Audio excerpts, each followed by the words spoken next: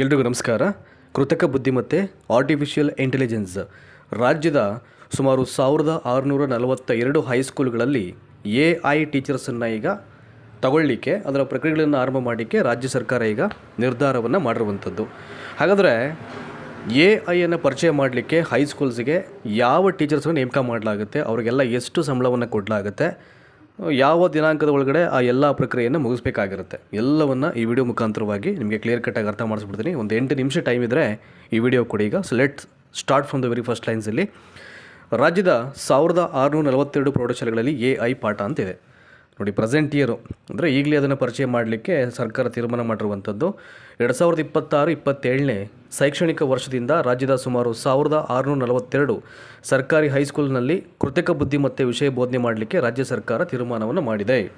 ಇನ್ನು ಯಾರು ತಗೊಳ್ಬೇಕಾಗಿದ್ರೆ ಈಗ ರಾಷ್ಟ್ರೀಯ ಕೌಶಲ್ಯ ಅರ್ಹತಾ ಚೌಕಟ್ಟು ಅಂತ ಹೇಳ್ತಾರೆ. ಅದನ್ನು NSQF ಅಂತ, ರಾಷ್ಟ್ರೀಯ ಕೌಶಲ್ಯ ಅರ್ಹತಾ ಚೌಕಟ್ಟು. ಇದರ ಅಂಡರಲ್ಲಿ ಈಗಿರ್ತಕ್ಕಂಥ ತಾಂತ್ರಿಕೇತರ ಕೋರ್ಸ್ಗಳಾದ ಯಾವ್ದು ಬರುತ್ತೆ ಈಗ ತಾಂತ್ರಿಕೇತರ ಕೋರ್ಸ್ ಅಂದರೆ ಬ್ಯೂಟಿ ಮತ್ತು ವೆಲ್ನೆಸ್ ಆಗಿರ್ಬೋದು, ರಿಟೈಲ್ ಆ್ಯಂಡ್ ಅಪರಲ್ ವಿಷಯಗಳನ್ನು ಕೈಬಿಟ್ಟು AI ವಿಷಯಗಳನ್ನು ಪರಿಚಯಲಾಗ್ತಾ ಇದೆ.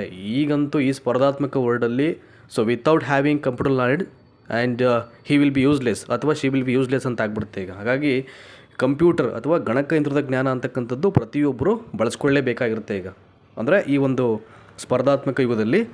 ಹಾಗಾಗಿ ನಾವು ಬೇರೆ ಕೋರ್ಸ್ ಅಂತ ಏನಿದೆ ಅವುಗಳನ್ನು ಕೈಬಿಟ್ಟು ಈ AI ಪರಿಚಯ ಮಾಡ್ತಾಯಿದ್ದೀವಿ ಸರ್ಕಾರಿ ಶಾಲೆಗಳಿಗೆ ಅಂತಂದ್ಬಿಟ್ಟು ಈ ರಾಷ್ಟ್ರೀಯ ಕೌಶಲ್ಯ ಅರ್ಹತಾ ಚೌಕಟ್ಟು ಇಲ್ಲಿ ಹೇಳಿರುವಂಥದ್ದು. ಸಮಗ್ರ ಶಿಕ್ಷಣ ಕರ್ನಾಟಕದ ರಾಜ್ಯ ಯೋಜನಾ ನಿರ್ದೇಶಕರು ಈ ಮಾಹಿತಿಯನ್ನು ಹೇಳಿರುವಂಥದ್ದು. ಅವರೇನೆ AI ನಾವು ಇಂಟ್ರೊಡ್ಯೂಸ್ ಮಾಡ್ತಾಯಿದ್ದೀವಿ ಹೈಸ್ಕೂಲ್ಸಲ್ಲಿ ಅಂತಂದ್ಬಿಟ್ಟು. ಮುಂದುವರೆದಂತೆ ಇದರ ಉದ್ದೇಶ ಏನು ಆಗಿದರೆ NSQFಗಾಗಿ ಹೊಸದಾಗಿ ಆಯ್ಕೆಯಾದಂಥ ಸುಮಾರು 1180 ಶಾಲೆಗಳು 2024-25 ಹಾಗೂ 2025-26ನೇ ಸಾಲಲ್ಲಿ ಅನುಮೋದನೆಗೊಂಡ 381 ಶಾಲೆಗಳು ಮತ್ತು 81 ಸಿಂಗಲ್ ಸೆಕ್ಟರ್ ಶಾಲೆಗಳಲ್ಲಿ ಕೃತಕ ಬುದ್ಧಿಮತ್ತೆಯನ್ನು ಪರಿಚಯ ಮಾಡಲಾಗಿದೆ. ಹತ್ತತ್ರ ಎಲ್ಲವನ್ನು ಸೇರಿ ಒಂದು 1600ಕ್ಕೂ ಹೆಚ್ಚು ಶಾಲೆಗಳಾಗುತ್ತೆ. ಸೊ NFQF ಹೈಸ್ಕೂಲ್ನಲ್ಲಿ ತೃತೀಯ ಭಾಷೆಗೆ ಪರ್ಯಾಯವಾಗಿ ಬೋಧನೆ ಮಾಡಲಾಗುತ್ತೆ ಅಂತ. ಸದ್ಯ ಆಟೋಮೊಬೈಲ್, ಎಲೆಕ್ಟ್ರಾನಿಕ್ಸ್ ಮತ್ತು hardware, ITES, retail, beauty and wellness ಹಾಗೂ ಅಪೇರಲ್ ಆ್ಯಂಡ್ ಮೇಡ್ ಆಫ್ನಂತಹ ಉದ್ಯೋಗ ಆಧಾರಿತ ವಿಷಯಗಳು NSQFನಲ್ಲಿವೆ. ಈಗ ಏನು ಮಾಡಿದರೆ ಈಗ ಇದೇ ಕೌಶಲ್ಯ ಚೌಕಟ್ಟವರು ಅಂದರೆ ಇದೀಗ ರಿಟೈಲ್, ಬ್ಯೂಟಿ ಆ್ಯಂಡ್ ವೆಲ್ನೆಸ್ ಹಾಗೂ ಅಪೇರಲ್ ಆ್ಯಂಡ್ ಮೇಡ್ ಆಫ್ ವಿಷಯಗಳಿಗೆ ಕೊಕ್ ನೀಡಲು ತೀರ್ಮಾನವನ್ನು ಮಾಡಿದ್ದಾರೆ. ಅದನ್ನು ಬಿಡಲಿಕ್ಕೆ ಡಿಸೈಡ್ ಮಾಡಿದರೆ ಅಂತ.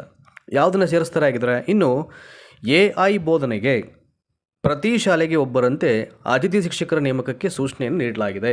ಸೊ ಯಾರು ತಗೊಳ್ತಾರೆ ಈಗ ಅತಿಥಿ ಶಿಕ್ಷಕರನ್ನು ನೇಮಕಾತಿ ಸಂಪೂರ್ಣ ಪಾರದರ್ಶಕವಾಗಿ ಹಾಗೂ ಶಾಲಾ ಮಟ್ಟದಲ್ಲಿಯೇ ಶಾಲಾಭಿವೃದ್ಧಿ ಮತ್ತು ಮೇಲ್ವಿಚಾರಣಾ ಸಮಿತಿ ಮೂಲಕ ಕೈಗೊಳ್ಳಬೇಕು. ಅರ್ಹರನ್ನು ಆಯ್ಕೆ ಮಾಡಿ ಸಂಬಂಧಪಟ್ಟ ಕ್ಷೇತ್ರ ಶಿಕ್ಷಣಾಧಿಕಾರಿಗಳ ಅನುಮೋದನೆ ಪಡೆಯುವುದು ಕಡ್ಡಾಯ. ಈ ಥರ ಟೈಅಪ್ ಮಾಡ್ತು ಅಂತಂದರೆ ಇಲ್ಲೂ ಪಾಲಿಟಿಕ್ಸ್ ಸ್ಟಾರ್ಟ್ ಆಗುತ್ತೆ ಈಗ. ನೇಮಕಾತಿ ಪ್ರಕ್ರಿಯೆಯನ್ನು ಜುಲೈ 28ರೊಳಗೆ ಪೂರ್ಣಗೊಳಿಸಬೇಕು. ಆಯ್ಕೆಯಾದಂಥ ಶಿಕ್ಷಕರಿಗೆ ಆಗಸ್ಟ್ ಮೊದಲ ವಾರದಲ್ಲಿ ವಿಶೇಷ ತರಬೇತಿಯನ್ನು ನೀಡಲಾಗ್ತಾ ಇದೆ. The first week of August ಅವರಿಗೆ ಟ್ರೈನಿಂಗನ್ನು ಕೊಡಬೇಕಾಗುತ್ತೆ.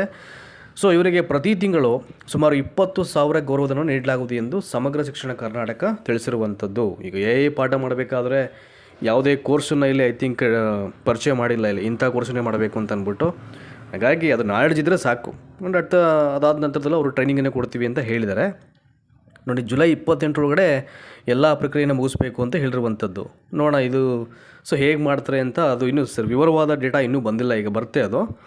ಇದರ ಉದ್ದೇಶ ಏನು ಆಗಿದರೆ AI ಟೀಚಿಂಗ್ದು ಗ್ರಾಮೀಣ ಭಾಗದ ಸರ್ಕಾರಿ ಶಾಲಾ ಮಕ್ಕಳು ಜಾಗತಿಕ ಮಟ್ಟದ ತಾಂತ್ರಿಕ ಸ್ಪರ್ಧೆಗೆ ಸಜ್ಜಾಗಲಿಕ್ಕೆ ಯೋಜನೆ ನೆರವಾಗ್ತಾ ಇದೆ ಅಂತ. ಈಗಂತೂ ಎಲ್ಲ ಬ್ರೌಸರ್ಸಲ್ಲೂ AI ಇದೆ, ಎಲ್ಲ ಅಪ್ಲಿಕೇಶನಲ್ಲೂ AI ತಂದುಬಿಟ್ಟಿದ್ದಾರೆ. ವಿತೌಟ್ AI ಯಾವುದೇ ಅಪ್ಲಿಕೇಶನ್ ಇಲ್ಲ, ಯಾವುದೇ ಬ್ರೌಸರ್ ಇಲ್ಲ. ಈಗ ಹಂಗಾಗಿದೆ.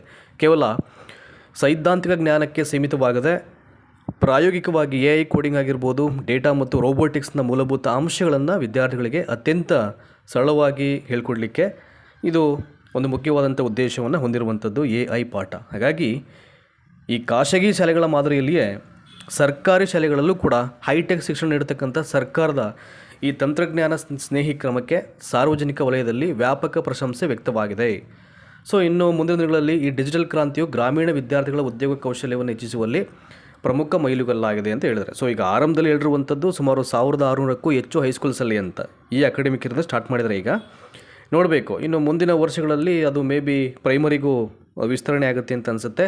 ಅದರ ಎಲ್ಲ ಮಾರ್ಗಸೂಚಿಗಳು, ಅದಕ್ಕೆ ಸಂಬಂಧಪಟ್ಟಂಥ ಸುತ್ತೋಲೆಗಳು, ಯಾರು ತಗೊಳ್ಬೇಕು, ಎಷ್ಟು ಪೋಸ್ಟು, ಏನು ಕತೆ, ಸೊ AI ಟೀಚಿಂಗ್ಗೆ ಬೇಕಾದಂಥ ಮೆಟೀರಿಯಲ್ಸು, ಇಲಾಖೆ ಏನು ಮಾಡುತ್ತೆ, ಅವೆಲ್ಲವನ್ನು ಅವರು ಹಂತ ಹಂತವಾಗಿ ಅವರೇ ಹೇಳಬೇಕಾಗಿದೆ.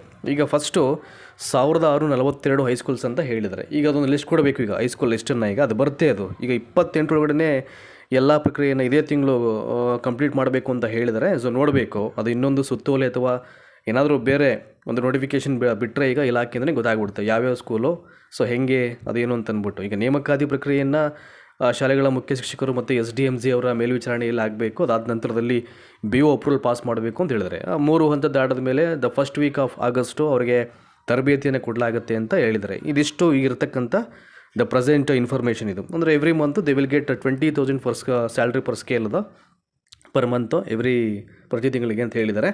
ಸೊ ನೋಡೋಣ, ಈಗ ಅದು ಇನ್ಫಾರ್ಮೇಷನ್ ಬರ್ತಾ ಇರ್ತಿದೆ. ಈಗ ಅದು ಬಂತು ಅಂದರೆ ಎಲ್ಲವನ್ನು ನಿಮಗೆ ಹೇಳ್ತಾ ಹೋಗ್ತೀನಿ ನಾನು. ಹಾಗಾಗಿ ಇದು ಫ್ರೆಶ್ ಅಪ್ಡೇಟ್ ಆಗಿರೋದ್ರಿಂದ ಫಸ್ಟು ಮೊದಲನೇ ಹಂತದ ಮಾಹಿತಿಗಾಗಿ ಇವೆಲ್ಲವನ್ನು ಹೇಳೋಣ ಅಂತ ಅನಿಸ್ತು. ಈಗ ಹೇಳಿದ್ದೀನಿ, ಬರುತ್ತೆ ಅದೊಂದು ಏನೇನು ಬರುತ್ತೆ, ಇದಕ್ಕೆ ಪೂರಕವಾದಂಥ ಎಲ್ಲ ವಿವರಗಳು ನಿಮಗೆ ಅದನ್ನು ಹೇಳ್ತಾ ಹೋಗ್ತೀನಿ ನೆಕ್ಸ್ಟ್ ವಿಡಿಯೋಗಳಲ್ಲಿ. So thank you so much for watching this video.